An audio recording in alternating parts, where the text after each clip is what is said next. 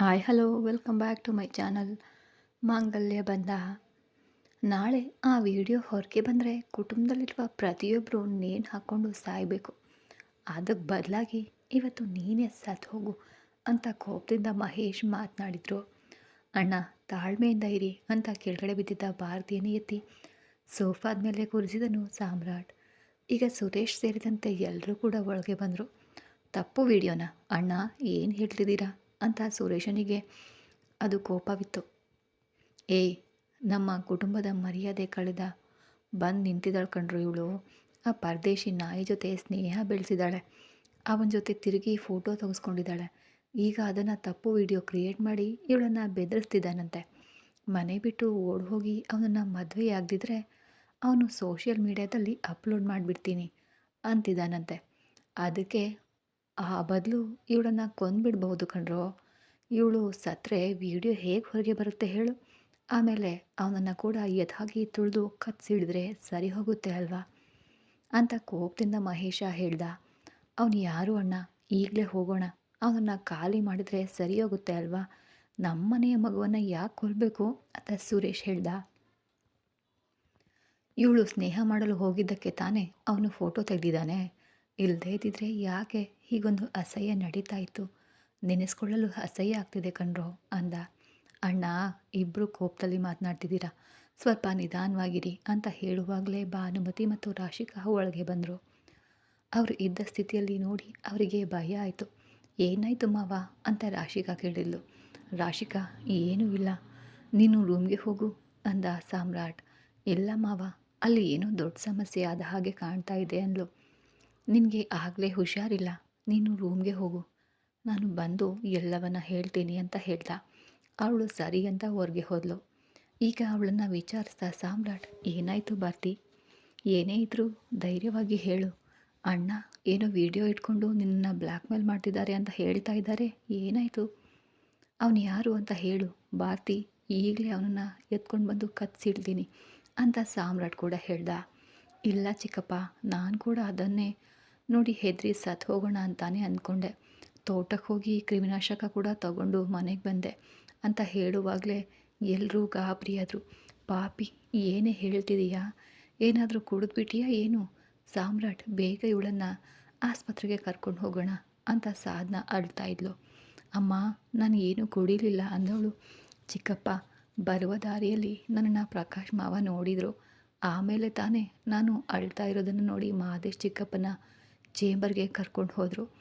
ಅಲ್ಲಿ ಅವರು ಬೆದರಿಸಿದಾಗ ನಾನು ಎಲ್ಲವನ್ನ ಹೇಳಿದೆ. ಮುಂದಿನ ಸ್ವಲ್ಪ ಕ್ಷಣದಲ್ಲಿ ಅವನ ಮನೆಗೆ ಹೋಗಿ ಅವನಿಗೆ ಚೆನ್ನಾಗಿ ಹೊಡೆದು ಆ ವಿಡಿಯೋ ಎಲ್ಲವನ್ನ ಡಿಲೀಟ್ ಮಾಡಿ ಅವನ ಲ್ಯಾಪ್ಟಾಪ್, ಮೊಬೈಲ್ ಎಲ್ಲವನ್ನ ಸುಟ್ಟು ಹಾಕಿ ಇನ್ನು ಮುಂದೆ ಈ ರೀತಿ ಸಮಸ್ಯೆ ಮಾಡಿದರೆ ಕೊಂದುಬಿಡ್ತೀನಿ ಅಂತ ಬೆದರಿಸಿ ಬಂದಿದ್ದಾರೆ. ಅವನು ಕೂಡ ಸಮಸ್ಯೆ ಮಾಡೋದಿಲ್ಲ ಅಂತ ಹೇಳಿಬಿಟ್ಟಿದ್ದಾನೆ ಅಂದ್ಲು. ಏನಮ್ಮ ಹೇಳ್ತಿದೀಯಾ, ಇಷ್ಟೆಲ್ಲ ನಡೆದಿದೆ, ಒಂದು ಮಾತು ನಮಗೂ ಕೂಡ ನಮ್ಮ ಹತ್ರ ಹೇಳಲಿಲ್ವಲ್ಲ ಅಂತ ಸಾಮ್ರಾಟ್ ಕೇಳ್ದ. ಪ್ರಕಾಶ್ ಮಾವ ನಿಮ್ಮ ಹತ್ರ ಹೇಳ್ತೀನಿ ಅಂತಾನೆ ಹೇಳಿದರು, ಆದರೆ ನಾನೇ ಬೇಡ ಅಂದೆ. ತಪ್ಪಾಗಿ ವಿಡಿಯೋ ರೆಡಿ ಮಾಡಿದ್ದಾನೆ. ನೀವು ಯಾರಾದರೂ ಡಿಲೀಟ್ ಮಾಡುವಾಗ ಆ ವಿಡಿಯೋ ನೋಡಿ ನಿಮ್ಮ ಕಣ್ಣಿಗೆ ಅದು ಬಿದ್ದುಬಿಟ್ರೆ ಆಮೇಲೆ ನಾನು ಹೇಗೆ ಚಿಕ್ಕಪ್ಪ ನಿಮ್ಮೆಲ್ಲರ ಮುಖವನ್ನು ನೋಡೋದು? ಅದು ನಾನಲ್ಲ, ಅದು ನಿಜಾನೇ. ಆದರೂ ನನ್ನ ಮುಖವನ್ನೇ ಇಟ್ಕೊಂಡು ತಾನೇ ಅವರು ರೆಡಿ ಮಾಡಿದ್ದಾನೆ. ಅದಕ್ಕೆ ನಾನು ನಿಮ್ಮ ಹತ್ರ ಹೇಳೋದು ಬೇಡ ಅಂದೆ. ಅವರು ಆ ವಿಡಿಯೋ ಯಾವುದನ್ನು ನೋಡದೆ ಒಟ್ಟಾರೆಯಾಗಿ ಡಿಲೀಟ್ ಮಾಡಿ ಪಾಸ್ವರ್ಡ್ ಎಲ್ಲವನ್ನು ಬದಲಾಯಿಸಿ ಅವನ ಮೊಬೈಲ್, ಲ್ಯಾಪ್ಟಾಪ್ ಎಲ್ಲವನ್ನು ಸುಟ್ಟು ಹಾಕಿದರು. ಇನ್ನು ಮುಂದೆ ಅವನಿಂದ ಯಾವ ಸಮಸ್ಯೆಯೂ ಬರೋದಿಲ್ಲ ಅಂತ ಹೇಳಿದರು. ಆದರೂ ಪೇರೆಂಟ್ಸ್ ಹತ್ರ ಏನನ್ನ ಮುಚ್ಚಿಡಬಾರ್ದು, ಮೊದಲು ಮನೆಯಲ್ಲಿ ಎಲ್ಲವನ್ನ ಹೇಳಿಬಿಡೋಣ, ಆಮೇಲೆ ಯಾವ ಸಮಸ್ಯೆ ಬರೋದಿಲ್ಲ ಅಂತ ಹೇಳಿದರು. ಆಗಲೂ ಹೆದರ್ಕೊಂಡು ನಾನು ಬೇಡ ಅಂತ ಹೇಳಿಬಿಟ್ಟೆ. ಮನೆಗೆ ಬಂದು ಯೋಚಿಸಿ ನೋಡಿದಾಗ ತಾನೇ ಅವರು ಹೇಳಿದ್ದೆಲ್ಲ ಸರಿ ಅಂತ ನಂಗೆ ಅನ್ನಿಸ್ತು. ಹೆತ್ತವ್ರ ಹತ್ರ ಹೇಳಿದರೆ ಹೊಡಿತಾರೆ ಅಂತ ಭಯ, ಹೆದರಿ ಯಾವನೋ ಒಬ್ಬನಿಗೆ ದಿನ ಹೆದರಿ ಸಾಯೋದಕ್ಕಿಂತ ಅಮ್ಮ ಅಪ್ಪನ ಹತ್ರ ನಿಜ ಹೇಳಿಬಿಡೋಣ ಅಂತ ನಂಗೆ ಅನ್ನಿಸ್ತು ಚಿಕ್ಕಪ್ಪ. ಅದಕ್ಕಾಗಿಯೇ ಈಗ ಹೇಳಲು ಬಂದೆ.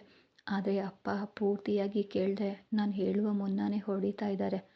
ಇದರಿಂದಾಗಿಯೇ ಚಿಕ್ಕಪ್ಪ ಹೆದರ್ಕೊಂಡು ಯಾರೂ ಹೆಣ್ಮಕ್ಳು ಮನೆಯಲ್ಲಿ ಹೇಳೋದಿಲ್ಲ ಅಂತ ಹೇಳಿದ ಕೂಡಲೇ ಈಗ ಸಾಮ್ರಾಟ್, ಅಣ್ಣ ನಮ್ಮ ಮಕ್ಕಳು ನಮ್ಮ ಹತ್ರ ಏನಾದರೂ ಮಾತನಾಡಲು ಬಂದರೆ ಅವರು ಪೂರ್ತಿಯಾಗಿ ಮಾತನಾಡಿ ಮುಗಿಸೋವರೆಗೂ ತಾಳ್ಮೆಯಿಂದ ಇರಬೇಕು.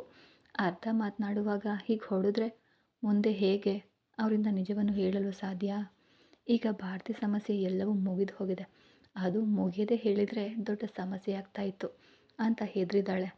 ಪ್ರಕಾಶ್ ಕೊಟ್ಟ ಧೈರ್ಯದಿಂದ ಈಗ ನಿಜವೆಲ್ಲವನ್ನ ಇವಳು ಹೇಳಿದ್ದಾಳೆ ಅಲ್ವಾ. ಇನ್ನು ಮುಂದೆ ಭಾರತಿ ಏನನ್ನು ಕೂಡ ಮುಚ್ಚಿಡೋದಿಲ್ಲ. ಅದೇ ರೀತಿ ನಮ್ಮ ಮನೆಯಲ್ಲಿರುವ ಬೇರೆ ಮಕ್ಕಳಿಗೂ ನಾವು ಹೇಳಿ ಅರ್ಥ ಮಾಡಿಸಬೇಕು. ಅವರಿಗೆ ಹೊರಗಡೆ ಸಮಸ್ಯೆಯಾದರೆ ಹೆದರದೆ ನಮ್ಮ ಹತ್ರ ಹೇಳಿ ನಾವು ನೋಡ್ಕೊಳ್ತೀವಿ ಅಂತ ಅವರಿಗೆ ಬೆಂಬಲವಾಗಿ ಹೇಳಬೇಕು. ಬಂದು ಒಂದು ರೀತಿ ಫ್ರೆಂಡ್ಲಿಯಾಗಿ ನಾವು ಬೆರೆತರೆ ಮಕ್ಕಳು ಯಾಕಾಗಿ ಮನಸ್ಸಿನೊಳಗಡೆ ಇಟ್ಕೊಂಡು ಕಷ್ಟಪಡ್ತಾರೆ ಹೇಳಿ ಅಂತ ಸಾಮ್ರಾಟ್ ಹೇಳ್ದ. ನನಗೆ ಅರ್ಥ ಆಗ್ತಿದೆ ಸಾಮ್ರಾಟ್, ಆದರೂ ದಿಢೀರನೇ ಅವಳು ಹೇಳಿದ್ದನ್ನು ಕೇಳಿದ ಕೂಡಲೇ ನಂಗೆ ರಕ್ತ ಕುದೀತು. ಅವನನ್ನೆಲ್ಲ ಉಸಿರಾಡಲು ಬಿಡಬಾರ್ದು ಅಂತ. ಅದನ್ನು ನಾವು ನೋಡ್ಕೊಳ್ತೀವಿ ಅಣ್ಣ, ನೀವು ತಾಳ್ಮೆಯಿಂದ ಇರಿ. ಇನ್ಮುಂದೆ ಭಾರತಿ ಹತ್ರ ಈ ರೀತಿ ವರ್ತಿಸ್ಬೇಡಿ ಅಣ್ಣ ಅಂತ ಹೇಳ್ದ ಸಾಮ್ರಾಟ್. ಸರಿ ಸಾಮ್ರಾಟ್ ಅಂದರು. ಆಮೇಲೆ ಭಾರತಿ, ಅಪ್ಪ ಹೊಡೆದ್ಬಿಟ್ರು ಅಂತ ನೀನು ತಪ್ಪಾಗಿ ಯಾವ ನಿರ್ಧಾರವನ್ನು ತಗೊಳ್ಬೇಡಕ್ಕಮ್ಮ. ಬೇಸರ ಪಡಬಾರ್ದು, ಹೋಗಿ ಚೆನ್ನಾಗಿ ನೀನು ನಿದ್ದೆ ಮಾಡು, ರೆಸ್ಟ್ ತಗೋ ಹೋಗು ಅಂತ ಸಾಮ್ರಾಟ್ ಹೇಳ್ದ. ನನಗೆ ಅರ್ಥ ಆಗ್ತಿದೆ ಚಿಕ್ಕಪ್ಪ, ಹೆತ್ತವರಿಗೆ ದಿಢೀರನೇ ಮಗು ಹೀಗೊಂದು ಸಮಸ್ಯೆಯಲ್ಲಿದೆ ಅಂತ ಗೊತ್ತಾದರೆ ಕೋಪ ಬರಲೇಬೇಕು. ಅದನ್ನು ಅರ್ಥ ಮಾಡ್ಕೊಳ್ಬೇಕು ಹೊರತು ನಾವು ಕೋಪಗೊಂಡು ತಪ್ಪಾಗಿ ನಿರ್ಧಾರ ತಗೊಂಡ್ರೆ ಅದು ದೊಡ್ಡ ಸಮಸ್ಯೆನೇ. ಈಗ ನಾನು ಸ್ವಲ್ಪ ಮಟ್ಟಿಗೆ ಅರ್ಥ ಮಾಡ್ಕೊಂಡಿದ್ದೀನಿ ಚಿಕ್ಕಪ್ಪ.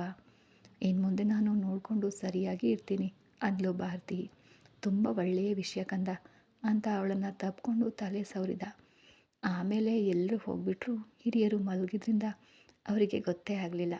ಆಗ ಸಾಧನ, ಸರಿ ಭಾರತಿ, ಬೇಸರ ಪಡಬೇಡ, ನೀನು ಇಲ್ಲೇ ಮಲಗು ಅಂತ ಹೇಳಿದ್ಲು.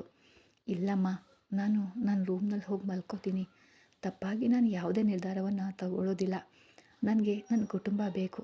ನನ್ನ ಮೇಲೆ ಪ್ರೀತಿಯಿಂದಿರುವ ನಿಮ್ಮೆಲ್ಲರನ್ನ ಬಿಟ್ಟು ನಾನು ಏನು ಇಲ್ಲದ ಒಂದು ಸಮಸ್ಯೆಗಾಗಿ ನಾನು ಖಂಡಿತ ಸಾಯೋದೇ ಇಲ್ಲ. ನನ್ನ ಮನಸ್ಸಿನಲ್ಲಿದ್ದ ಭಾರವನ್ನು ನಾನು ಇಳಿಸ್ಬಿಟ್ಟೆ ಅಮ್ಮ. ಇನ್ನು ಮುಂದೆ ನಾನು ಯಾವ ತಪ್ಪನ್ನು ಕೂಡ ಮಾಡೋದಿಲ್ಲ ಅಂತ ಹೇಳಿದ್ಲು. ಈಗಷ್ಟೇ ಮಹೇಶ್ ತನ್ನ ಮಗಳನ್ನು ತಪ್ಪಿಕೊಂಡ್ರು. ಸಾರಿ ಕಣಮ್ಮ, ಅಪ್ಪನೇ ಕೋಪಗೊಂಡ್ಬಿಟ್ಟೆ. ಏನೇ ಇದ್ರೂ ಮುಚ್ಚಿರದೆ ನೀನು ನಿನ್ನ ಅಪ್ಪನ ಅಮ್ಮನ ಹತ್ರ ಹೇಳು, ನಾವು ನಿನ್ನನ್ನು ನೋಡ್ಕೋತೀವಿ ಅಂದರು. ತುಂಬ ಥ್ಯಾಂಕ್ಸ್ ಅಪ್ಪ ಅಂತ ಹೇಳಿಬಿಟ್ಟು ಹೋದ್ಲು ಭಾರತಿ.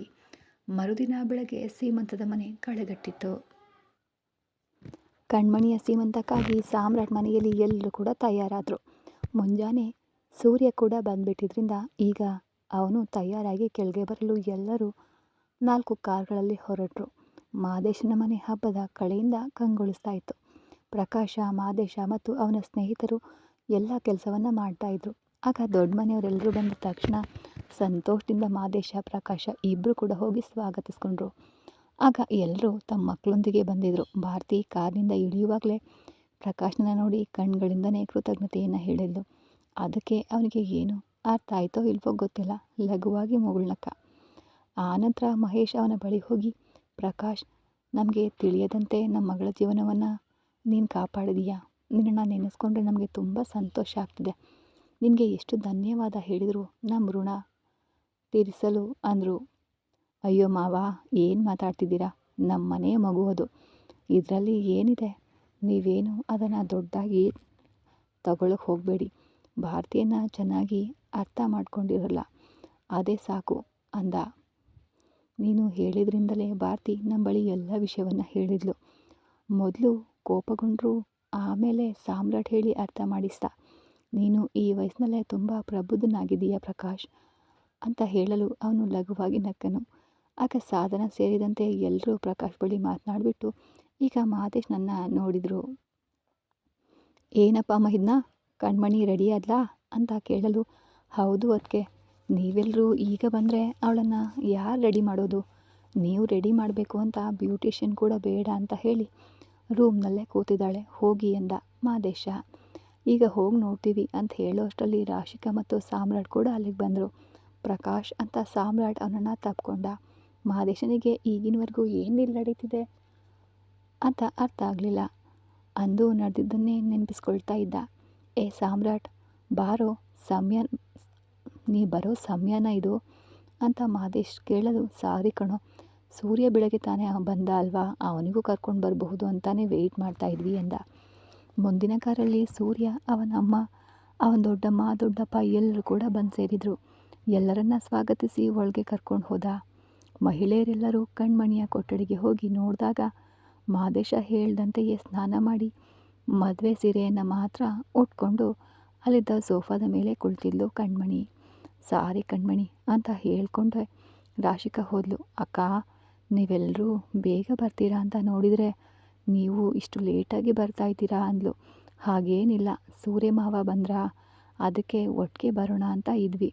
ಅದು ಅಲ್ಲದೆ ಸೀಮಂತಕ್ಕೆ ಇನ್ನೂ ಸಮಯ ಇದೆ, ನೀನು ಚಿಂತೆ ಮಾಡಬೇಡ, ನಿನ್ನನ್ನು ನಾವು ಬೇಗ ರೆಡಿ ಮಾಡ್ತೀವಿ ಅಂತ ಹೇಳಿದರು. ಸರಿ ಅಕ್ಕ ಅಂದ್ಲು. ಭಾನುಮತಿ ಮತ್ತು ಸಾಧನ ಇಬ್ಬರು ಅವಳಿಗೆ ತಮ್ಮ ಕೈಗಳಿಂದ ದೃಷ್ಟಿ ನಿವಾಳಿಸಿ ತೆಗೆದರು. ಏನಾಯಿತು ಅತ್ತೆ, ಇಬ್ಬರು ಅಲಂಕಾರ ಮಾಡದೆ ದೃಷ್ಟಿ ತೆಗಿತಾ ಇದ್ದೀರಾ ಅಂತ ಕಣ್ಮಣಿ ಕೇಳಲು, ಇಲ್ಲ ಕಣ್ಮಣಿ, ನಾವು ಮದುವೆಯಾಗಿ ಬಂದು ನಮಗೆ ನಿನ್ನ ಪರಿಚಯವಾದ ದಿನದಿಂದ ನೀನು ಕಷ್ಟಪಡೋದನ್ನು ಮಾತ್ರವೇ ನಾವು ನೋಡಿದ್ದೀವಿ. ಆದರೆ ಈಗ ಮಾದೇಶ ನಿನ್ನನ್ನು ತುಂಬ ಚೆನ್ನಾಗಿ ನೋಡ್ಕೊಳ್ತಿದ್ದಾನೆ. ಈ ಊರಿನ ಕಣ್ಣೆ ನಿನ್ನ ಮೇಲಿದೆ ಗೊತ್ತಾ ಅಂದರು. ಅವಳು ಮೃದುವಾಗಿ ಮುಗುಳ್ನಕ್ಳು. ಈಗ ಮಹಿಳೆಯರೆಲ್ಲರೂ ಅವಳನ್ನು ಸಿದ್ಧಪಡಿಸಿದರು. ಅರ್ಧ ಗಂಟೆಯಲ್ಲಿ ಕಣ್ಮಣಿಯ ಅಲಂಕಾರ ಮುಗೀತು. ಆನಂತರ ಮತ್ತೊಮ್ಮೆ ಸಾಧನ ಕೈಗಳಿಂದ ನಿವಾಳಿಸಿ ದೃಷ್ಟಿಯನ್ನು ತೆಗೆದ್ಲು. ರಾಶಿಕಾ ಕೂಡ ಸಂತೋಷದಿಂದ ನೋಡ್ತಿದ್ಲು. ತುಂಬ ಸಂತೋಷವಾಗಿದೆ ಕಣ್ಮಣಿ, ಆದರೆ ಏನು ಮಾಡೋದು, ನಿನ್ನ ಸೀಮಂತ ನಡೆಯುವಾಗ ನನ್ನನ್ನೇ ಕೆಳಗೆ ಬರಬೇಡ ಅಂತ ಹೇಳ್ತಾ ಇದ್ದಾರೆ. ನಿನಗೊಂದು ವಿಷಯ ಗೊತ್ತಾ, ನನ್ನನ್ನು ಮನೆಗೆ ಬೇಡ, ಇರು ನೀನು ಇಲ್ಲೇ ಅಂತ ಹೇಳ್ತಾ ಇದ್ರು. ನಾನೇ ಮಾವನ ಹತ್ರ ಹಠ ಹಿಡಿದು ಬಂದಿದ್ದೀನಿ ಅಂತ ರಾಶಿಕಾ ಹೇಳಿದ್ಲು. ಹಾಗಂತಲೇ ಏನೋ ಹೇಳ್ತಾರೆ ಅಕ್ಕ, ನೀನು ಕೂಡ ಅದಕ್ಕೆ ಬರಲಿಲ್ಲ, ಆದರೆ ಏನು ಎತ್ತ ಅಂತ ನನಗೇನೂ ಅರ್ಥವಾಗ್ತಿಲ್ಲ ಅಂದ್ಲು.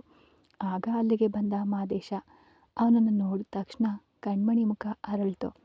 ಏನು ಮೈದುನ, ಸ್ವಲ್ಪ ಹೊತ್ತು ಕೂಡ ಹೆಂಡ್ತಿನ ನೋಡದೆ ಇರೋಕ್ಕಾಗಲ್ವಾ ಅಂತ ಅತ್ತಿಗೆಯರಿಬ್ಬರು ರೇಗಿಸಲು ರಾಶಿಕಾ ಅವನನ್ನು ನೋಡಿ ನಕ್ಲು. ಹಾಗೇನಿಲ್ಲ ಅದಕ್ಕೆ, ಕಣ್ಮಣಿ ಹತ್ರ ಸ್ವಲ್ಪ ಮಾತಾಡಬೇಕು ಅಂತ ಒಂದು ರೀತಿಯ ಹಿಂಜರಿಕೆಯಿಂದ ಹಣೆಯನ್ನು ಉಜ್ಕೊಳ್ತಾ ಅವನು ಹೇಳಿದಾಗ, ಸರಿ ಸರಿ, ಏನೋ ಹೆಂಡತಿ ಹತ್ರ ಒಂಟಿಯಾಗಿ ಮಾತಾಡಬೇಕು ಅಂತ ಅಂದ್ಕೊಳ್ತಿದ್ದೀರಾ, ಸರಿ ಮಾತನಾಡಿ, ನಾವು ಹೊರಗಡೆ ವೆಯ್ಟ್ ಮಾಡ್ತೀವಿ ಅಂತ ಹೇಳಿ ರಾಶಿಕಾಳನ್ನು ಕರ್ಕೊಂಡು ಹೋದರು. ಅವರು ಹೋದ ತಕ್ಷಣ ಕಣ್ಮಣಿ ಅದು ಬಂದು ಅಂತ ಹಿಂಜರಿಯಲು, ಏನು ಮಾವ ಅಂತ ಅವಳು ಮತ್ತೆ ಕೇಳಿದ್ಲು. ನೀನು ಸ್ವಲ್ಪ ಹೇಳು ಅಂದ. ಅವಳು ಎದ್ದು ನಿಂತಳು. ಈಗ ಅವಳಿಗೆ ತುಂಬ ಹತ್ತಿರ ಬಂದ. ಅವಳನ್ನು ತಪ್ಪಿಕೊಳ್ಳುವಂತೆ ಅವಳಿಗೆ ಸ್ವಲ್ಪ ಮೈ ನಡುಗಿತು. ಮಾವ ಏನು ಮಾಡ್ತಿದ್ದೀರಾ, ಎಲ್ಲರೂ ಇದ್ದಾರೆ ಅಂದ್ಲು. ಸ್ವಲ್ಪ ಹೊತ್ತು ಸುಮ್ಮನೆ ಇರು ಅಂತ ಹೇಳುವಾಗಲೇ ಅವಳ ಹೊಟ್ಟೆಯಲ್ಲಿ ಒಂದು ಭಾವನೆ ಏನೆಂದು ನೋಡಲು ಆಗಲಿಲ್ಲ. ಅಷ್ಟು ಹತ್ತಿರದಲ್ಲಿದ್ದ ಅವನು ಈಗ ನಿಧಾನವಾಗಿ ಅವಳಿಂದ ದೂರ ಸರಿದ ಕೂಡಲೇ ಕಣ್ಮಣಿ ತನ್ನ ಹೊಟ್ಟೆಯನ್ನು ನೋಡಿದ್ಲು. ಅವಳ ಸೊಂಟದಲ್ಲಿ ಡಾಬಿತ್ತು. ಏನು ಮಾವ ಡಾಬು ಅಂದ್ಲು. ಅದು ಬಂದು ಕಣ್ಮಣಿ, ನಿಮಗೆಲ್ಲ ತಗೊಂಡ್ಮೇಲೆ ಸೀಮಂತಕ್ಕೆ ನನ್ನ ಮಗಳಿಗೆ ಏನಾದರೂ ಒಂದು ಗಿಫ್ಟ್ ಕೊಡಬೇಕು ಅನ್ನಿಸ್ತು, ಅದು ನಿನಗೂ ಸೇರಿಸಿ ಕೊಡಬೇಕು ಅನ್ನಿಸ್ತು, ಅದಕ್ಕೆ ಸ್ಪೆಷಲ್ಲಾಗಿ ಡಾಬ್ ಒಂದನ್ನು ತಂದೆ ಅಂದ. ಯಾವಾಗ ತಗೊಂಡ್ರಿ ಮಾವ ಅಂತ ಕೇಳಲು, ಆವತ್ತು ನಾವೆಲ್ಲ ಹೋದಾಗ ನಾನು ನಿಮಗೆಲ್ಲ ಗೊತ್ತಾಗದ ಹಾಗೆ ತಗೊಂಡೆ ಅಂದ ಮಾದೇಶ. ನನ್ನ ಮಾವನಿಗೆ ಇದೆಲ್ಲ ಗೊತ್ತಾ ಅಂತ ಮೃದುವಾದ ನಗುವಿನೊಂದಿಗೆ ಕೇಳಿದ್ಲು. ಏನು ಮಾಡೋದು, ನನ್ನ ಪುಟ್ಟ ಪಾಪುಗಾಗಿ ಅಂದ.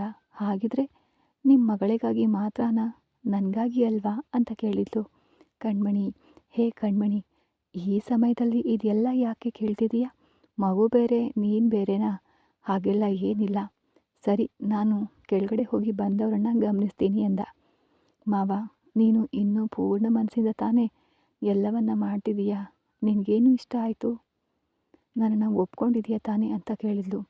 ಇಲ್ಲಿ ನೋಡು, ನಿನ್ನ ಹೊಟ್ಟೆಯಲ್ಲಿರೋದು ನನ್ನ ತಾಯಿ ಪಾರ್ವತಿ, ಅವರು ಒಂಟಿಯಾಗಿ ಕಷ್ಟಪಟ್ಟು ನನ್ನನ್ನು ಬೆಳೆಸಿದರು.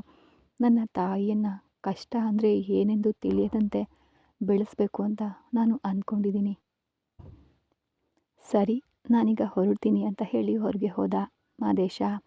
ಆ ಚಿನ್ನದ ಡಾಬು ಅವಳಿಗೆ ಸಂತೋಷವನ್ನು ನೀಡಲಿಲ್ಲ. ಆಗಲೂ ಅವಳ ಮನಸ್ಸಿನಲ್ಲೂ ಒಂದೇ ನೋವು. ಹಾಗೆಂದರೆ ಅವಳ ಮನಸ್ಸಿನಲ್ಲಿ ಒಂದು ನೋವು. ನಿನ್ನ ಮಗುವಿಗಾಗಿ ತಾನೇ ಮಾಡ್ತಿದೀಯಾ, ನನ್ನನ್ನು ಈಗಲೂ ನೀನು ಒಪ್ಕೊಂಡಿಲ್ಲ ಮಾವ ಅಂತ ನೆನೆಸ್ಕೊಳ್ಳುವಾಗಲೇ ಅವಳಿಗೆ ಅಳು ಬಂತು. ಸ್ವಲ್ಪ ಹೊತ್ತಿನಲ್ಲಿ ಎಲ್ಲರೂ ಒಳಗೆ ಬಂದರು. ಅಕ್ಕ, ನಾನು ಯಾಕೆ ಬಂದು ನೋಡಬಾರ್ದು? ನನಗೆ ಕಣ್ಮಣಿಯ ಸೀಮಂತ ನೋಡಬೇಕು ಅಂತ ಆಸೆ ಆಗ್ತಿದೆ ಅಂತ ರಾಶಿಕಾ ಕೇಳಿದ್ಲು.